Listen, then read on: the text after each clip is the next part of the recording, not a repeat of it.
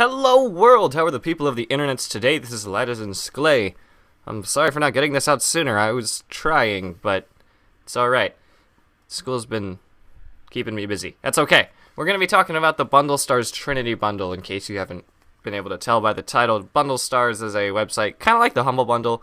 Takes games, puts them in smaller packages, and lets you pay, in this case, $2.50, obviously in our favorite US currency, for 10 Steam games, many of which have cards, and the net worth of these is something like $120, $130 that you're paying $2.50 for.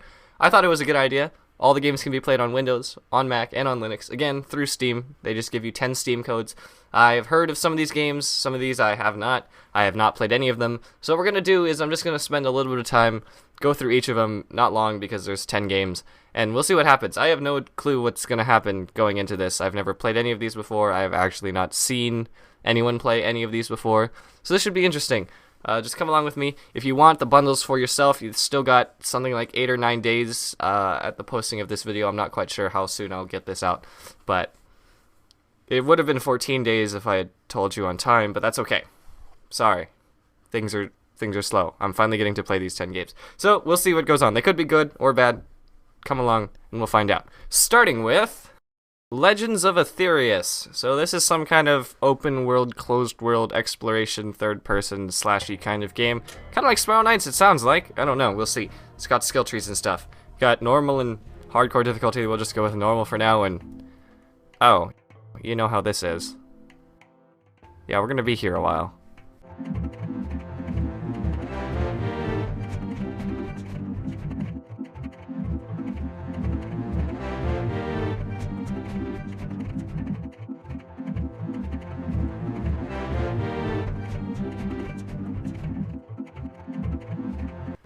Alright, just putting the finishing touches on this warrior that looks like he's been socked in the face. And let's get into it. We'll do a little bit of walking around. Do a little bit of talking to the lady. And finally, a few loading screens later, we're actually out on the field. So the mission is something like, go collect a key from the enemy to prove that you're worth their time or something like that. So here we go. These are my highlights from my first quest. Sword recoil, making you unable to hit anything. Injury animations. Climactic battle deaths. Loot, where you have to press E to pick up every single piece individually.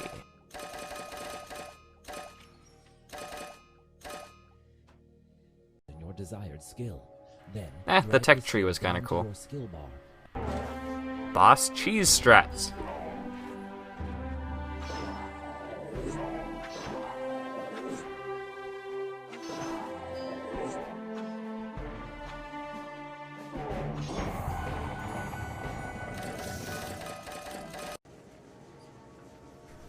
And we out of there, boys, in the dinkiest ship I've ever seen.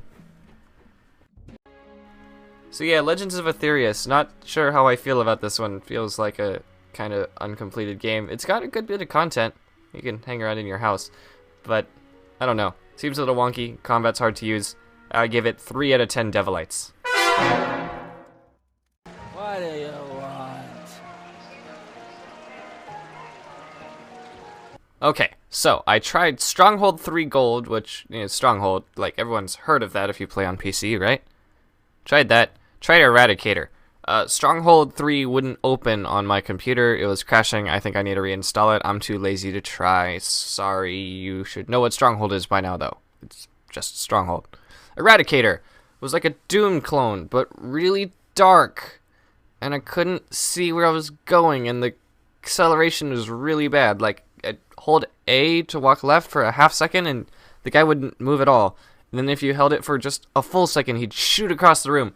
It's really hard to control, so there wasn't much interesting to look at there. Everything was kind of dark anyways, so maybe you're not buying it for Eradicator. I don't know. Oh man, you guys remember Nam? That old Vietnam shooter from 1998? Couldn't wait to play that one, right? Yeah, me neither. After it boots up, we'll get into the game. all in all, really, Nom isn't that bad. Like, any game where I don't have to aim up and down and actually point at someone, I just have to be on the same, like, XY plane as them. Yeah, that's cool with me. Just click a button and shoot. Two things I had with this is, just like the old shooters, like, if you hold a side direction, you not only turn in that direction, like your head turns, but your body also turns, so you can kind of only walk in circles, not straight lines. So, good luck strafing. The other thing is, I don't know, maybe I'm just bad, but I couldn't find a way out of the first area. Like, I walked around and there's nice trees, but I couldn't find a way out.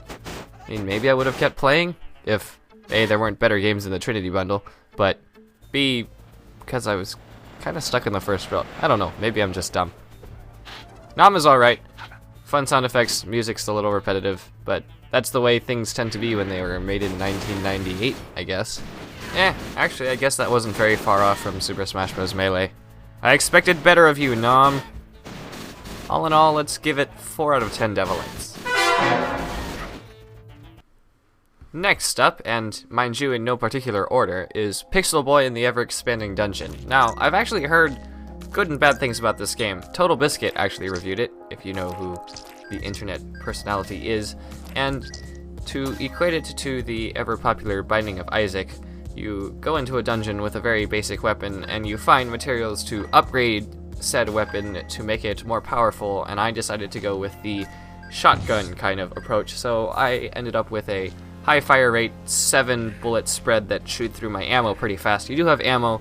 You go around shooting enemies in a randomly generated floor to try and find 3 keys, which you put together to get on an elevator and go on to the next floor, which is harder. Yeah, there's some interesting mechanics, like a town hub where you can go and buy and sell gear. You can craft armor that affects your combat stats and also gives you extra health against the enemies, some of which are a little hard to kill.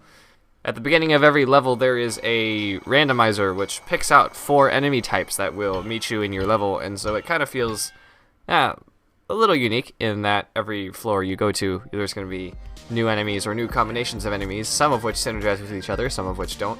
And to top it all off, there's a funky narrator to lead you through the first steps of the game and tell you what's going on. Act 1, Level 1. Taking the first steps towards a life of therapy. This here is a power-up crafting table, but it ain't no run-of-the-mill macaroni art, no. These are the finest combinable and stackable pixel power-ups. Pixel Boy does feel a lot like Binding of Isaac, and while it's not as difficult, and while I think I probably prefer trying to 100% my save file on Binding of Isaac Rebirth, this is a nice refreshing iteration of that style of game.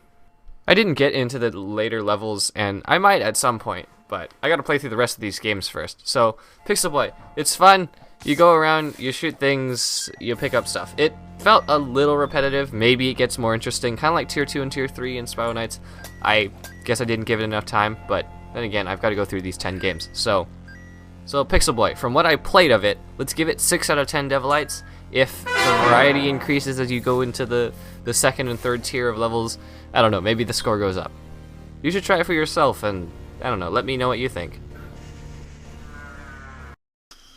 Shiny the Firefly. If the menu is any indication, this is a port from an iOS game that I've not seen since now. You fly around, you click where you want to go. Hails to the League of Legends movement system, so I approve. Got pretty basic puzzles. You're trying to get your Firefly friends and save them from the horrors of waterfalls and sprinklers and mosquitoes and falling rocks and the like, and get them to some teleporting leaf pipe. I'm not exactly clear on that one. But you fly around, you can double tap to dash, and it's just platformy or airy. I don't know, what do you call a platformer where you're actually flying around instead of standing on a platform? Whatever that is, that's what this is. Wasn't terribly difficult. Again, 3 worlds. I didn't get through the first one, mainly because I wanted to get through all 10 games, and at this point it's getting kind of late. But interesting enough. Seems like a good toilet game. Probably I would prefer this on my iPhone than on my computer, though. That said, it's got charming music, it's got charming graphics. I was gonna say charming gameplay, but maybe not. It's pretty straightforward, simple gameplay. Again, something made for a device. So let's give it 5 out of 10 Devilites. Hopefully we'll find a 10 out of 10 at some point before the end of this.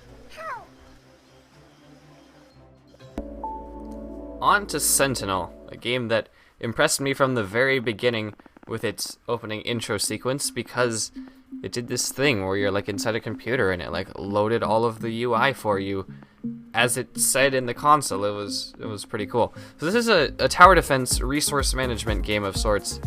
You go around, you place towers, and you give them a certain amount of power. There's little ticks next to each tower. You only have a certain amount of power total, and you can divvy out how much of that total power you want to give to each of your towers, and you have to manage them as you build more towers. There's a temporary tower that you can place and control manually, but it doesn't fire on its own, and that one's free.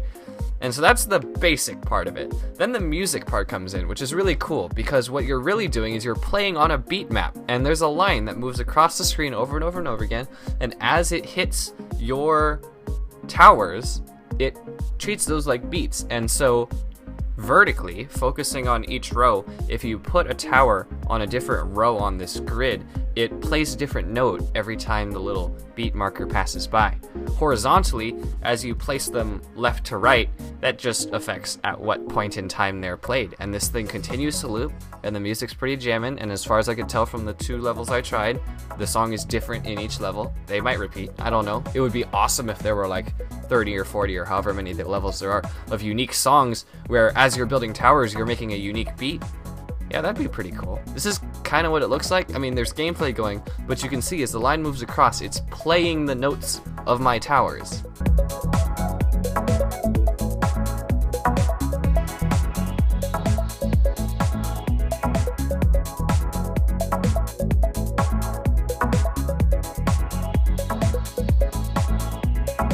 So that was pretty cool. I'm not very good at these resource management types of tower defense games. Like, I'm really bad at them. So I like game overed on the 2nd level.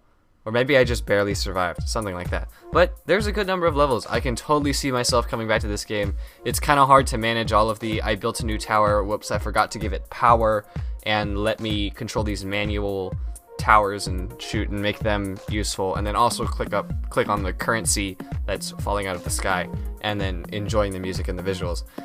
This is a really cool game. I kind of want to get into it a little bit more. Maybe I'll stream it sometime. If any of these games you want to see me stream, please let me know. See us stream. I don't know. We can get the rest of the Spawn Knights Network guys in there, though I believe this is only a single person game. That's okay. Sentinel, let's give it 9 out of 10 Devilites, but only because I'm selfish and I suck at this game, from what I can tell so far, so I couldn't beat the 2nd level. So I'll take a point off for that. But really, I enjoy Sentinel. I love music games, so there is that. But I am biased. If I can't beat the 2nd level of a tower defense game, it makes me feel so... Yes, I wasn't skilled. That's okay, though. Revenge of the Titans, the other tower defense game in this 10-game bundle. It's a game I've seen friends on my friends list playing, a game I have heard a lot about. Probably the most popular game, I think, in this pack as far as number of players on Steam goes, but I'd never tried it. It's really interesting. It is a less, I guess, maybe even less of a tower defense game, kind of in the same way Sentinel's kind of a tower defense game and kind of not. Revenge of the Titans has you placing towers to stop hordes, and it's more of a stop these guys with no predetermined path from walking over your towers and getting to your base. So place energy harvesters or resource harvesters that around certain areas of the map that will generate for you currency.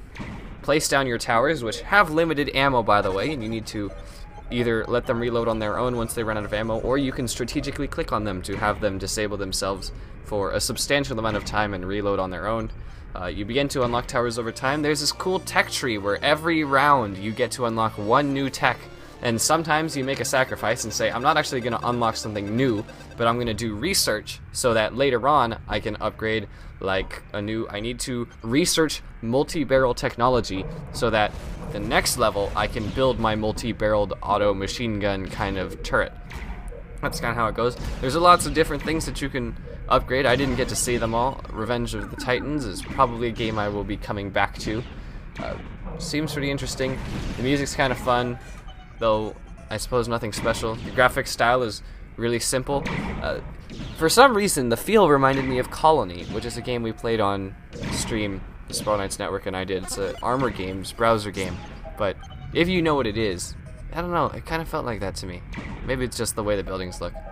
Revenge of the Titans, I believe, is a game that more rewards your ability to think and operate under pressure more than it is a game about strategy and upgrading, like a average tower defense game. I personally prefer the upgrade and strategy side of tower defenses, but this is a fun twist on it, something I would definitely recommend. At least you try out and see if you like it, if you are anything into tower defense games or horde kinds of mob stopping games, or scientists who talk like this.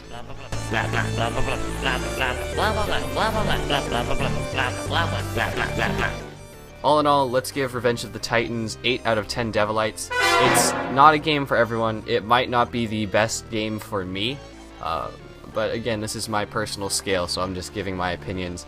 It is definitely a game I'll be coming back to. Again, a game I would recommend. And definitely a fun and unique twist, I think, on the genre. Io is our 9th game. A game all about balls and rolling from here to the strange green space portal in the middle of nowhere. It's a game about physics and making your ball big and making your balls small and making your balls roll up the walls. I should be the advertising manager for the campaign that is this puzzle game, Io. Yeah, boy.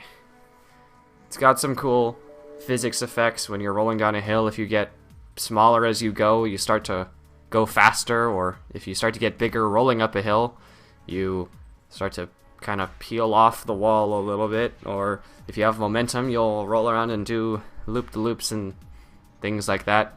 So they've got a lot of ways for you to try to get from here to the strange green space portal.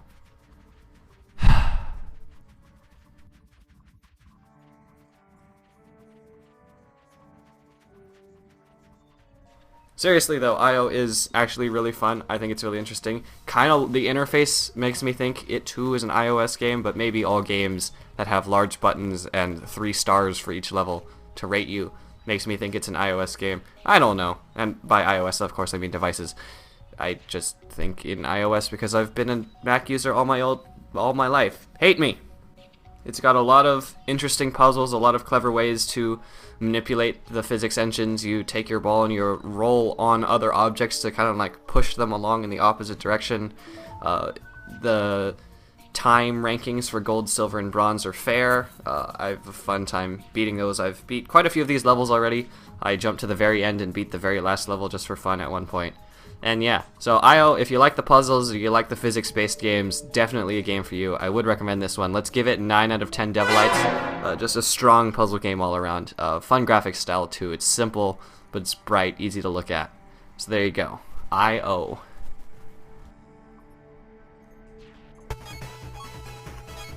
And last, but certainly not least, is Terrian Saga KR17. Now this is a game that surprised and impressed me.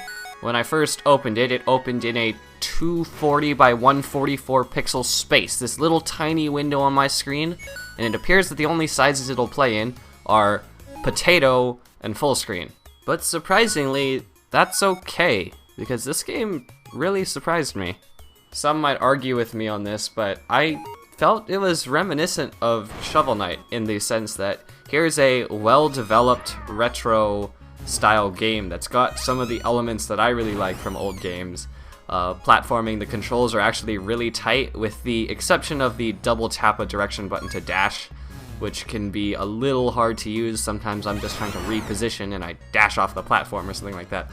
But you've got your normal little Mega Man pellet style shooting gun. You've got 4 types of weapons: a grenade, a flame, short range high damage flame cannon, and then like 2 kinds of landmines. I still haven't figured out the difference between those two, but... And you've got your missile buddy, whose name I cannot remember, who is a guided missile that you can direct around once you use him. You've got a yellow power bar, which limits how much of your grenades, flame cannons, missile buddy your special abilities, basically, and that can be recharged at certain stations found around the map, or your pellet gun, which you can use forever, again, reminiscent of Mega Man. You got your red bar, which is your health, and you go around solving these platform puzzles, pressing switches, jumping around, shooting things, finding jetpacks. There are certain pickups that, I'll be honest, I wasn't very clear on what they were for, but I picked them all up anyways. I'm interested in looking up. This was fun! This game was surprisingly fun. Just going around and trying to... I could totally see myself working on a speed run of this game slash a 100% no damage run. Kind of collect all the things, take 0 damage, and just try and... I don't know, something like that, where you do consider each stage, like I'll try a stage over and over and over again until I beat it, and then consider that stage done. I might do that on stream. This is a game that I seriously am thinking about streaming, even if no one says they want to see it. This game fascinated me. I don't know what it was. Maybe it was the charm. One thing I guess I could level against it is sometimes it's hard to tell what's a platform and what's the background. Like, what am I allowed to step on and what am I not? What's a wall and what isn't? But other than that, that would be the only thing I could really level against it. That and the dashing when I'm trying to reposition on platforms. You move around, you shoot things. The enemies are kind of unique. It's in the sense of, I don't know, any other game that has bad guys where they've got various forms. You have to learn, this guy reflects bullets, this guy comes charging at you. This is the normal one that just walks. This is the more advanced one that both walks and shoots at you. And you'll learn the stuff as you go on, and I don't know.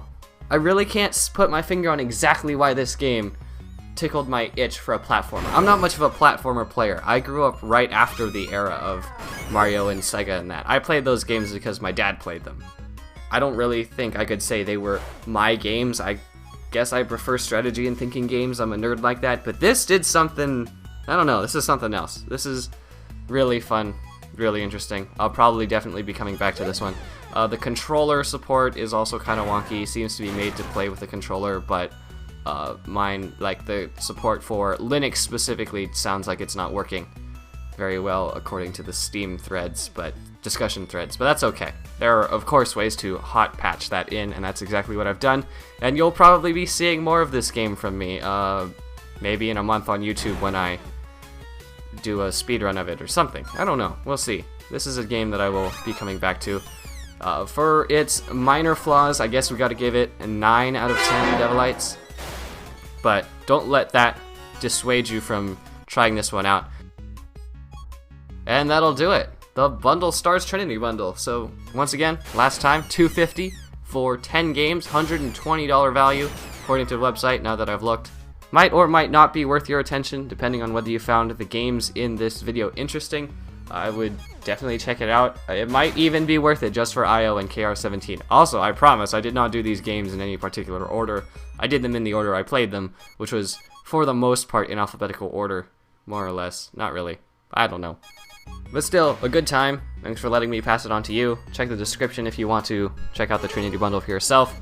Thank you for watching, and I will see you next time. Have a good one.